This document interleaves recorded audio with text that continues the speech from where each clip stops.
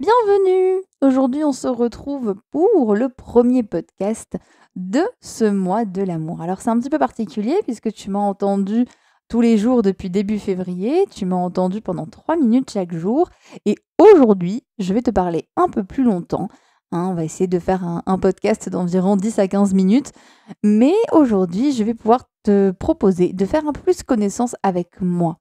Parce que je pars du principe que c'est quand même important que tu saches qui s'adresse à toi et qui je suis. Alors, je m'appelle Céline, je suis accompagnante des femmes amoureuses. Donc, j'accompagne toutes les femmes qui sont dans une relation, que ce soit de couple, une relation de polyamour, que ce soit une relation gay, que ce soit une relation bi, que ce soit une relation hétérosexuelle. Bref, peu importe. Si tu es une femme, si tu te ressens comme une femme, eh bien, je t'accompagne dans ta relation amoureuse. Et donc, j'ai créé Philoyoni. Ok, ça veut dire quoi, Philoyoni? Je vais tout expliquer. Philoyoni, c'est un petit mélange de deux contractions que j'ai utilisées et donc je vais te raconter pourquoi. Alors, Philoyoni, je vais te le dire tout de suite déjà, c'est philo. Donc, philo, ça veut dire l'amour en grec. Quand tu as fait de la philosophie, quand tu étais en terminale, eh bien, la philosophie, c'est l'amour de la sagesse. Donc amour, donc comme tu le vois, je m'intéresse, à l'amour, donc peu importe sa forme. Alors bien sûr, je m'y intéresse parce que moi aussi je suis en couple depuis bientôt 8 ans, d'où ce calendrier de l'avant justement, avant mes 8 ans de relation d'amoureuse. Mais j'étais amoureuse bien avant d'être avec mon partenaire. Je suis sortie avec une femme, je suis aussi sortie avec un autre homme dans une relation à distance. Bref, j'ai eu des relations amoureuses et là, cette relation amoureuse que je vis actuellement m'a fait comprendre quelque chose de très fort pour moi. Elle m'a fait comprendre que c'était très important de prendre soin de sa relation amoureuse, mais elle m'a fait comprendre qu'en fait, la relation à laquelle il fallait que je fasse le plus attention, la relation à laquelle il fallait que je donne le plus de soin, c'était ma relation à moi-même. Et c'est ce que je t'invite à faire dans mes accompagnements. Et c'est aussi pour ça que je n'accompagne que les femmes et que je n'accompagne pas le couple en général ou les personnes qui font la relation, puisque je m'intéresse à toi, à comment tu vis ce fait d'être amoureuse. Je m'intéresse à comment tu vis aussi ta relation avec toi-même, puisque finalement, quand on est en relation avec quelqu'un, il y a plein de choses qui ressortent. Il y a les blessures d'enfance, il y a aussi les beaux souvenirs d'enfance, il y a les projets qu'on a envie de mener aussi. Bref, il y a les attentes, il y a plein de choses. Et il y a une part d'amour de soi. Quand on se laisse aimer par quelqu'un, quand on se laisse transporter d'amour et quand on reçoit cet amour, c'est aussi une belle forme d'amour de soi. Voilà pourquoi ça me passionne de travailler sur ce sujet de l'amour. Et aussi parce que au départ, quand j'ai commencé mon activité d'accompagnante, il y a à peu près un peu moins d'un an, j'avais trouvé un slogan qui était: sois l'amoureuse que tu rêves d'être, pas celle que la société t'impose. Tu sais, pas celle qui ne te correspond pas. Peut-être qu'on t'a dit que tu allais te marier, que tu allais avoir une vie toute tracée, que les seules relations qui comptaient, c'était les relations longues, et cetera. Bref, tous ces clichés qui, en fait, sont complètement faux. Il n'y a aucune vérité. Toutes les relations amoureuses ont de la valeur. Que ce soit une relation de 2 jours, que ce soit une relation de 2 semaines, de 2 mois ou de 2 ans ou de 2 siècles, allons très loin. Non, mais tout ça pour dire qu'en fait, la longueur de la relation, c'est pas ça qui compte, c'est toi l'amoureuse. C'est toi qui compte. Donc, une grande partie de mes accompagnements se tourne autour de cet amour et de cette relation amoureuse que tu formes. Ensuite, donc, il y a yoni.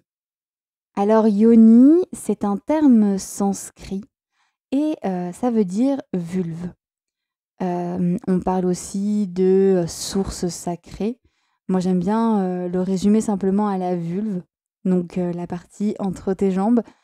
Petit rappel anatomique, la vulve, c'est tout ce qui est entre tes cuisses, donc ça correspond à ton pubis, ça correspond à ton vagin, ça correspond finalement à toute ton intimité et toute ta partie sexuelle, qu'elle soit externe. Voilà, puisque le vagin, c'est la paroi, ou en tout cas, voilà, c'est quand tu rentres à l'intérieur de ton corps. Donc, c'est important de différencier les deux pour moi.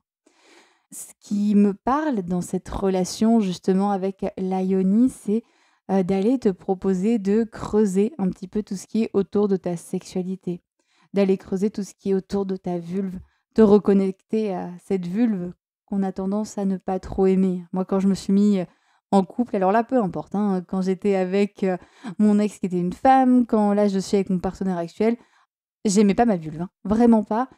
On est encore en relation un peu conflictuelle, aujourd'hui. C'est difficile, de l'aimer, de l'accepter tous les jours, mais j'ai beaucoup plus confiance en elle. Je me suis beaucoup plus connectée à elle et je me suis rendu compte de tout ce que ça pouvait et de tout ce qu'elle pouvait m'apporter. C'est aussi ce que j'ai envie, de t'offrir ou en tout cas, c'est aussi la prise de conscience que j'ai envie de t'apporter finalement. De montrer que, c'est beau aussi de te connecter à sa sexualité, que c'est beau, que tu mérites du plaisir, tu mérites de prendre du plaisir, que ce soit en solo, que ce soit avec ton ou ta partenaire, mais qu'en tout cas, tu as ce droit de te reconnecter à cette partie de ton corps qui fait partie de toi totalement, comme n'importe quelle autre partie de ton corps. Donc pour moi, c'est vraiment important d'accompagner aussi les femmes, de t'accompagner toi ou d'accompagner la femme qui le souhaite à aller se reconnecter à sa sexualité. Alors, je vais pas t'en dire plus sur mes accompagnements, puisque ça fera l'objet d'un autre podcast dans le courant de ce mois de l'amour. Là, aujourd'hui, je voulais vraiment revenir donc sur Philoyoni. Alors, pourquoi Philoyoni? Petite histoire, c'est mon partenaire qui a trouvé ce nom. Là, c'était l'année dernière, c'était en janvier 2022, quand je commençais à réfléchir au lancement de mon activité. Je venais de finir ma formation, la moitié en tout cas de ma formation d'accompagnante du féminin. Il me restait, des pratiques à faire, mais j'étais, en train de bien avancer et je parlais beaucoup de sexualité avec mon partenaire. Je lui parlais de mes prises de conscience, notamment sur, ma yoni, du coup, ma vulve et pour rigoler, il m'a dit: «Ben, vu que tu as fait de la psycho avant», j'ai fait une licence de psychologie que j'ai eue juste avant, cette formation. Il m'a dit: «Bah, tu fais de la psycho-yoni, en fait». Et j'ai trouvé ça assez rigolo et je ne sais plus trop comment finalement on a parlé de philo-yoni parce que, moi j'adore parler des questions d'amour, des questions de sexualité et donc un peu philosopher finalement sur, ces thématiques-là et c'est là que philo-yoni, s'est un peu imposé comme une évidence et où je me suis dit: «Mais waouh, mais c'est magnifique, ça résume vraiment ça». Parce que comme ça je peux combiner 2 de mes passions. Alors bien sûr j'en ai plein d'autres, notamment le féminisme, hein, qui fait énormément partie de moi et de mes accompagnements et de mes valeurs. Mais, avec Philoyoni, je pouvais vraiment caler l'amour et la sexualité et ton amour de toi et ta sexualité. Et c'est vraiment ce qui me tenait à cœur et c'est pour ça que j'ai gardé ce nom de Philoyoni. C'est ça l'histoire, de ce nom que j'aime beaucoup, qui peut être très, très, très mystérieux, ça c'est pas forcément évident d'expliquer ça à n'importe qui. Je me verrais pas trop expliquer ça à mon banquier, par exemple, mais bon, c'est pas grave, hein, c'est un challenge. Mais en tout cas, je suis très fière de ça. Je suis vraiment très fière, de pouvoir, accompagner les femmes dans leurs relations amoureuses et dans leur sexualité. Et ça me tient à cœur parce que ce sont des thématiques que je vis. C'est des thématiques, que je connais, que je ressens. J'invente jamais. Quand je parle de quelque chose, c'est que je l'ai vécu et je vis encore des défis, hein. Ma relation amoureuse, elle est pas facile tous les jours. Il y a eu beaucoup de challenges et mon rêve, c'est aussi, bah, finalement, comme je te disais tout à l'heure, que tu sois l'amoureuse que tu rêves d'être et que tu te libères de toutes les injonctions sociétales, que tu puisses faire ce que tu veux. Si tu n'as pas envie, comme moi, de dormir avec ton partenaire, eh ben, c'est complètement OK. Ne dors pas avec lui ou ne dors pas avec elle. Si tu as envie de dormir avec elle et d'avoir, 2 enfants, un chien et une maison, vas-y, fonce. Mais l'idée, c'est vraiment que tu puisses avoir la relation qui, toi, te correspond et qui te fait vibrer. Et pour ça, c'est important d'aller voir ce que tu veux, d'aller voir tes attentes, tes aspirations et tes rêves pour ensuite les partager avec ton ou ta partenaire. C'est important et tu en as parfaitement le droit. Tu as le droit d'avoir des attirances pour des hommes, des femmes, bref, pour n'importe qui. Tu as le droit de te poser toutes les questions que tu veux sur l'amour et c'est aussi à ça que servent à ces accompagnements. C'est aussi à ça que servent aussi mes vidéos. Si je peux aussi ouvrir un peu les consciences à ce sujet, je trouverais ça absolument génial.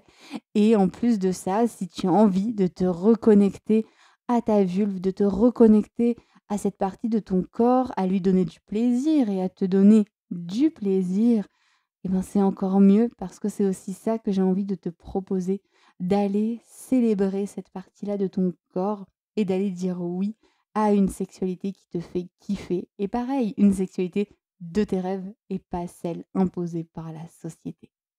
Donc, Philo c'est à la fois des accompagnements pour les femmes, mais c'est aussi du contenu totalement gratuit, que ce soit des vidéos, que ce soit des podcasts ou que ce soit aussi des textes. J'adore écrire, je fais d'ailleurs des textes, je pense, beaucoup trop longs pour Facebook, mais c'est un autre débat.